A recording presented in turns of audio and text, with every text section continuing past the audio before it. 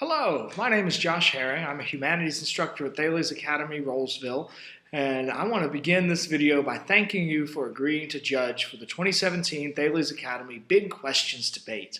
We've been working really hard in logic class at both Thales Rolesville and Thales Apex to make sure that our students learn the art of correct thinking. And there's no better place to test out thinking than against an opponent in a rigorous debate. That's where this tournament comes in. Winston Brady and I have enjoyed putting this thing together, and we could not do that without your help. So I want to begin this video by thanking you for giving up your time, whether that's a half day or a full day on Saturday. I know your time is precious, and I want to thank you for giving it to help us develop excellent students and their thinking. Well, today in this video, I want to cover a few things. First, I want to explain what exactly it is that we're doing in this debate and in the art of judging a debate, because that is a crucial part to this competition. Secondly, I want to introduce you to some of the major parameters of the topic and help you get a grasp on what exactly these kids are going to be discussing. And thirdly, I want to go over some specifics of how exactly to judge, which will include one pattern that I'd encourage you to adopt, and two ways to immediately lose a round, and then three ways to evaluate the round. Lastly, we need to talk about how exactly to fill out the ballot. In the email that contained the link to this video, there should be two attachments. One is a judge's primer. That would be a helpful handout to have looked over. It looks like this. The second attachment will be a judge's ballot, which looks like this. If you have not looked at those yet, please pause this video and take a moment and read through those, and then resume in just a moment. Well, thank you for either following those instructions or for intending to do so after this video is concluded. Let me go ahead and launch into the first section I want to do, and that is explain what exactly we're doing in judging. The way this debate is set up, there is a common proposition that everyone is debating. That's called the resolution. The resolution for this debate is resolved, science leaves no room for free will. Both teams have been studying the topic. They've been investigating different resources, different experiments, different theories that they might bring to bear, and both teams have prepared an affirmative and a negative position on that resolution. They've come to you in this debate round for you to decide which of their positions is stronger. Now, the heart of what we're doing today in this exercise is judging arguments. There's an important distinction to be made. We are not declaring an agreement with one side or another. We're not morally affirming any positions. We're not declaring the truth or falseness of any position. All we're doing in the act of judging a debate is declaring that this side is more accurate than that side. And that ultimately I am persuaded by perhaps Team A rather than Team B, or perhaps Team B rather than Team A. Now, so the trick in this debate, and as it reminds you at the top of your ballot, as the judge, your primary role is to set aside your personal convictions, beliefs, and biases and play the game. The game is the game of argumentation, where both sides have assembled their arguments and their evidence, and your role is to decide which has assembled the stronger set of evidence. And then through using the ballot, you will write down which side you believe to have best presented their case and responded to the other side. And again, this is not positioning you and your personal agreement. Instead, all this is doing is declaring that you believe Team A presented their case and responded better than Team B. Well, let's move on then to a quick topic summary. I am drawing most of this from the judge's primer sheet. I want to quickly go over the basic ground rules of the topic and the four terms in bold at the bottom of that sheet. Now, this topic is rather clear. Science leaves no room for free will. The affirmative side should be agreeing that science means that free will is not a rational position, meaning that people who believe free will is actually part of human nature are scientifically wrong. The negative side should be disagreeing with that. Now, they don't have as difficult a case. They do they must argue that science does in fact leave room for free will. They don't have to prove to you that free will does in fact exist, but they have to argue persuasively that science does not negate the existence of free will. Now, this is, of course, a time-honored debate. This is one that stretches back over centuries, and hundreds of different philosophical and scientific voices have spoken into this. I want to briefly give you four main categories that will help with this debate. Those are defined specifically on the handout. These four categories operate as a sort of spectrum that this debate is on. On one side of the spectrum, there is the side that denies the total existence of free will. On the other side of the spectrum is the side that says, yes, free will is inextricable from what it means to be human. On the far side of the spectrum that negates free will completely is the school of thought that is called determinism. Determinism is the conviction that there is no free will because all events are determined by prior causes. These causes may be a person who causes something, some being that causes something, or simply forces. But either way, all things that exist are priorly determined. If I decide to wake up and grab my mug of coffee and drink some coffee, I did not actually choose this according to the deterministic view. I am priorly conditioned and caused by other forces. Those forces might mean the historical development of coffee that's readily available. It might mean that I'm actually choosing that because I'm chemically dependent on caffeine in the morning. None of which is actually a moment I am freely exercising my will to make a choice in that moment. Now, a little bit further towards the center of this debate is the position called compatibilist. Compatibilists hold to the position called compatibilism, which is often called soft determinism. Compatibilists hold that both determinism and free will must both be true.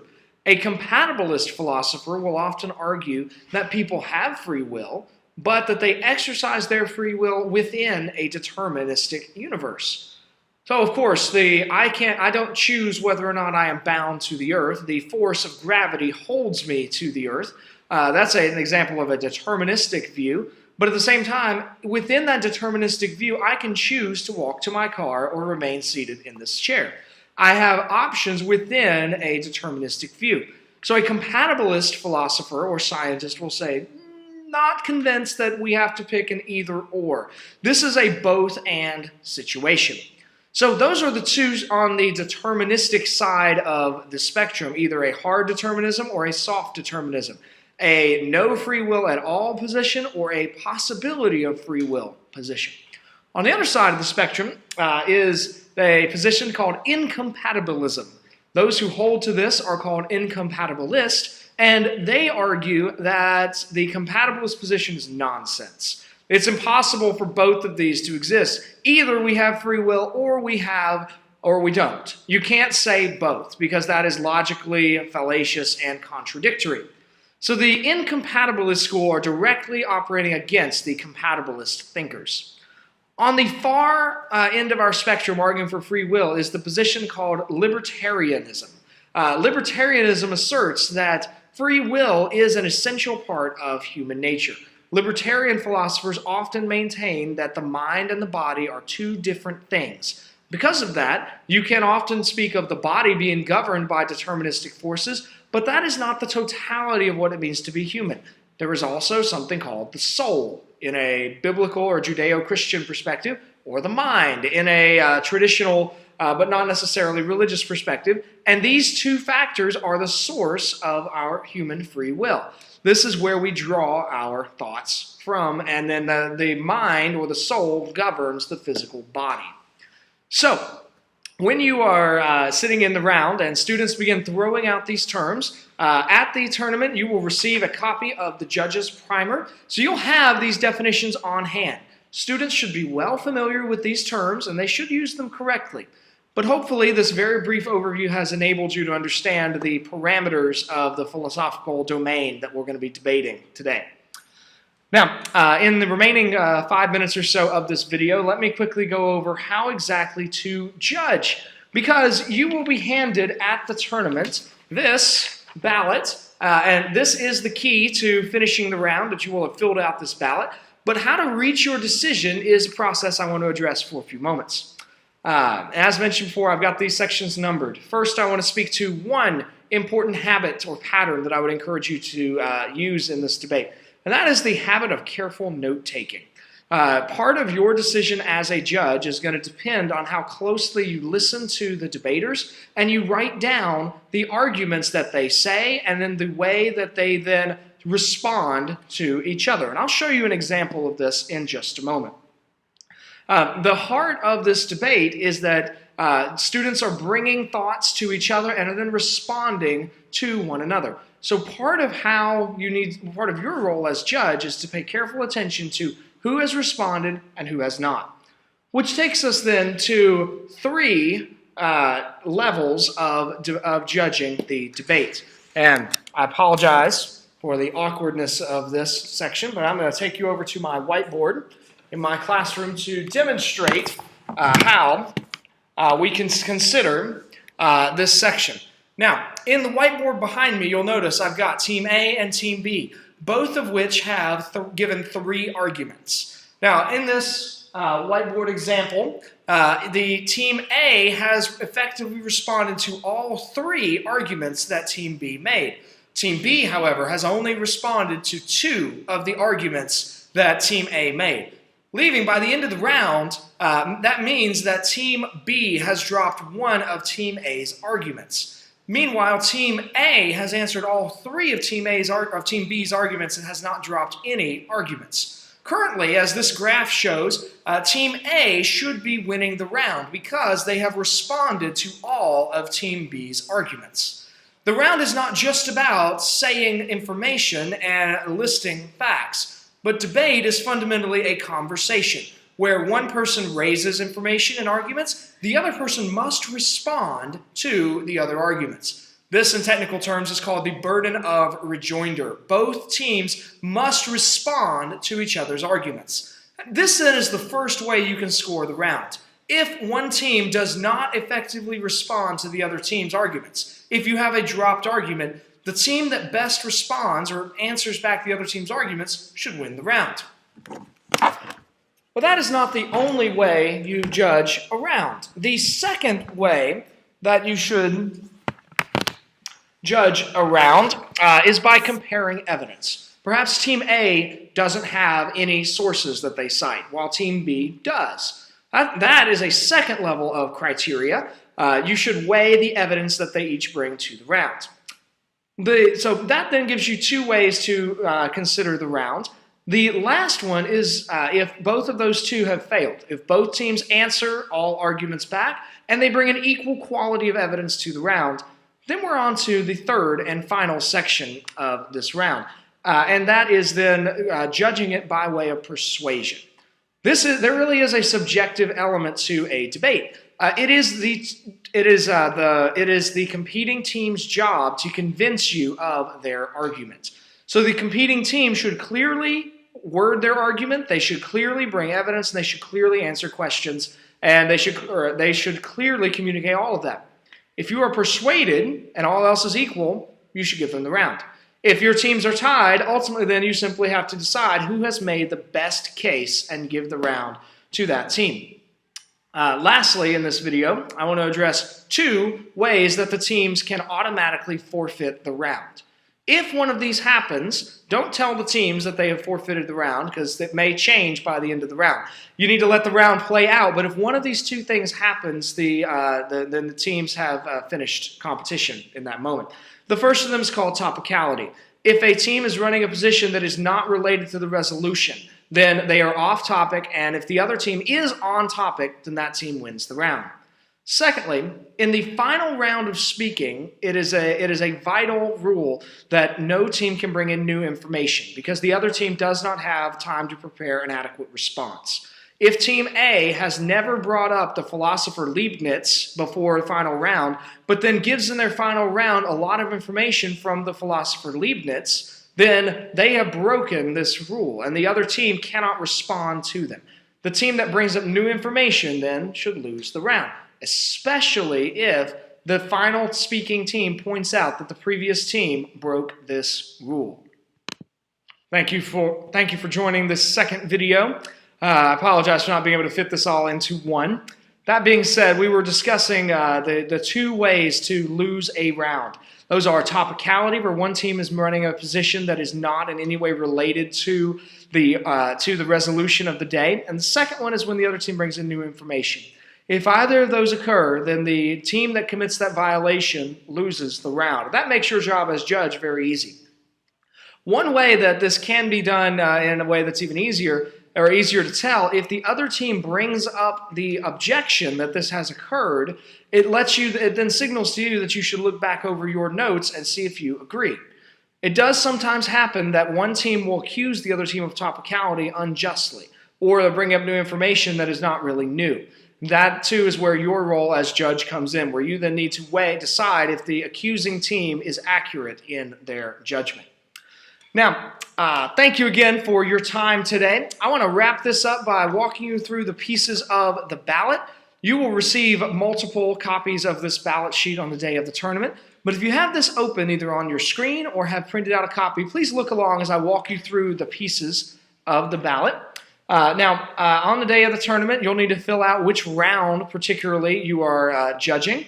And then you'll notice there's a spot at the top for which round. We will have 4 open rounds and a final. And then you'll have a room assignment given to you on the ballot when you receive it. That's where your round will take place. You'll see next a spot for your name. That also will be filled in when the ballot is handed to you. The next sections are what you will need to fill in when the debaters come in the room. You will need to get from them their last names and make sure that you fill those in according to affirmative or negative sides. Those will be assigned before the round begins. All students are expected to bring both affirmative and negative positions to the tournament. Before each round, they'll be assigned a position to argue. Now, you'll notice below the negative and affirmative boxes, there's a category which states points for each speaker. These are called speaker points, and they are given on a scale of 24 to 30 points. This is the ballot used by the National Speech and Debate Association. This is their system. Speaker points allow us to consider the fact that not only are students making arguments, but they are also trying to speak well. In the midst of their argumentation, students should speak clearly. They should stand with their gestures should not be distracting. They should speak in structured ways. These are the sorts of things that you should look for when evaluating for speaker points. A student who does that very, very well may very well receive a 27 or 28 in speaker points. A student who presents clear arguments but does not do that in an organized way is going to receive maybe perhaps 25 speaker points because that is below average.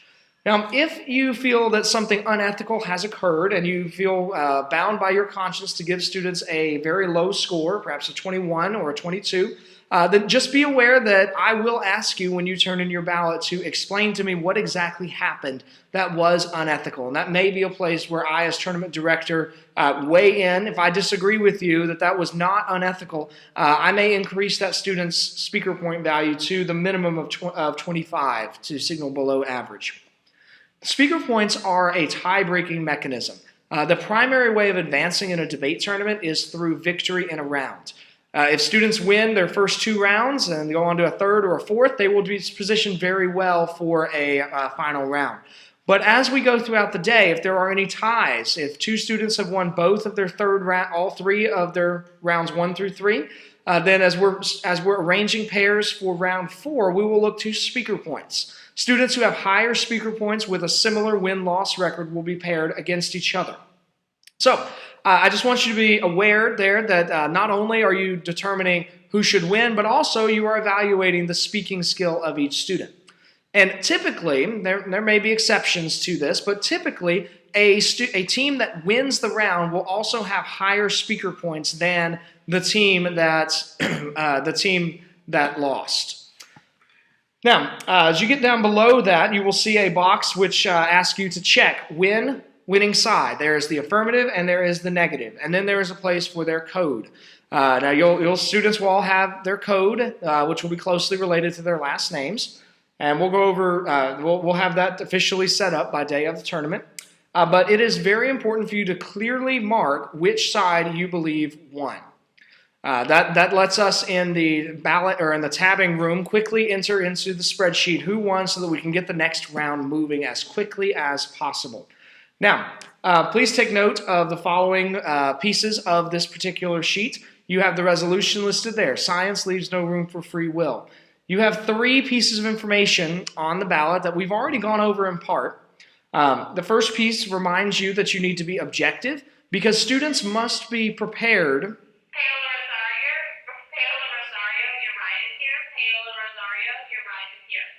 Students must be prepared to speak to either side. So they are not arguing their personal perspective, and I would ask you as the judge to join in the game and set aside your personal perspective and weigh the arguments against each other.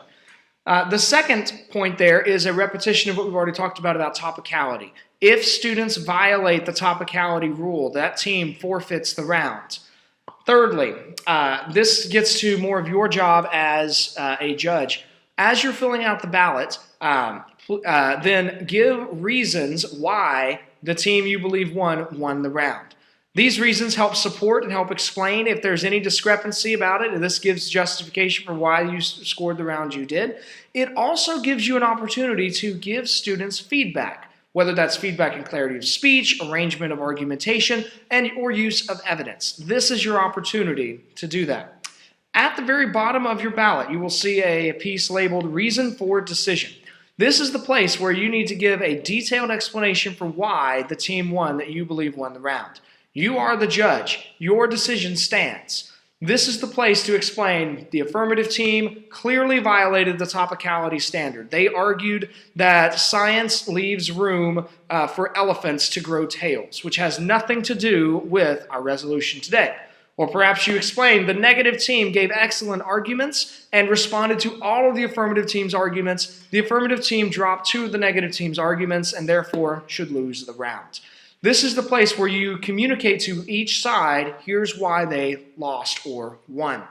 Just so you're aware, each student at the end of the day will receive a copy of his or her ballot, and we'll be able to see your feedback. So this is your opportunity to communicate with the student. Now, that then covers how to judge, what to look for, how to score the round, how to fill out the ballot. There are 2 remaining things that we need to cover in this video. First is the box on the side of the judge's ballot, and that gives you the order of the rounds. It lists which team goes first and then what kind of speech they give, and it gives you the time limit. I would ask you as the judge to strictly enforce the time limits because those are going to keep the tournament moving. Your time is valuable, the student's time is valuable. We want to keep the rounds going on time as closely as possible. Now let me quickly explain each kind of speech, and that will then let us get to the final portion of this video. Both sides will begin by giving what is called a constructive speech. This is not intended to be an interactive speech where they're responding to each other, but instead are the place where the affirmative team is going to build their argument. Key things that should occur in a constructive speech are the definitions of terms and clear statements of arguments. The affirmative side will give a constructive speech at a maximum of 5 minutes. The negative team will then give a constructive speech at a maximum of 5 minutes. If the negative team runs out of time, has given their speech and has time remaining, it is not inappropriate for them to then begin responding to the affirmative side there. Following that section, there is a question segment where the two speakers may ask each other questions. Then that session will last 3 minutes. Following that, we have a 4-minute rebuttal speech from each side. Affirmative side has 4 minutes to respond to everything the negative team said. Then the negative team has 4 minutes to respond to everything the affirmative team said. This is the place where you're looking for answering back the arguments that the other team made. Following the rebuttals, there is another question segment where the 2 speakers get the chance to ask each other questions. Then we get to what is called the consolidation speeches, where again, first affirmative will go. This speech is 3 minutes in length at most, and then the negative team will give a speech of 3 minutes in length at most. The consolidation speech is an opportunity for first the affirmative side, then the negative side, to explain where the round has gone and really consolidate their position. Perhaps the affirmative speech introduced 4 arguments in their constructive speeches, or constructive speech, but really believes that the argument, the winning the round is critical or really comes down to the top 2 arguments. So perhaps in their consolidation speech, they explain that really the negative won those two arguments, but they still have 2 that are standing, so they really want to repeat and reinforce those 2. Then the negative team gets to do the same thing, and they get to explain what they believe they have accomplished in the debate thus far. Then we get to the rationale speeches, where the rationale speech is a reason for decision speech. The affirmative team explains why they believe they have won the round, and the negative team explains why they believe they have won the round. This is a final opportunity to perhaps address any arguments that have been made but are left hanging. But as I've mentioned earlier, there can be no new information made in the rationale speeches. Now, you'll notice at the bottom of the order and time limits of speeches, both sides have 5 minutes of prep time. At any point between speeches, not of course during a speech, but in between speeches, a team may request 30 minutes, a minute, 2 minutes, 2.5 minutes of prep time to prepare for the next speech. Now, this works out in reality to 10 minutes of total prep time, because each time the negative team takes 30 seconds of prep time, the affirmative team can use 30 seconds to prepare and vice versa. But when they ask for that prep time, you'll need to keep track of how much time each side has used. Because when 5 minutes of prep time is up, that team has no more time allotted. Think of this as similar to timeouts given in a football game. Once the amount of time is used, there can be no more. So that goes over the order of speeches. The final, one more. Nope, we're going to call it there. Now, the final thing that we need to address together is evidence that you have watched this video. Because, as I explained in the email, we are doing this in cooperation with the National Speech and Debate Association, which requires that judges be trained. By watching both of these videos, your training is constituted complete, and you will not need to attend the 30-minute judges orientation that will occur Saturday, May 6th. If you have made it to the end of these videos and can, in all honesty, say that you have watched both videos and have looked at the judges primer worksheet and have looked at a ballot worksheet, please send me an email at josh.herring@thalesacademy.org. That's JOSH.HERRING @thalesacademy.org, telling me that you have in fact watched this video. If you have not watched this video and show up at the tournament, you will need to be there by 8:30 a.m. and sign in by that time as a judge to attend the 8:30 to 8:55 judges orientation that will happen before the tournament begins. So, I hope this has been helpful to you, and I look forward to your email. Thank you again for your willingness to give up a day to help our students. This is an invaluable exercise to them and one that they will remember for many years to come.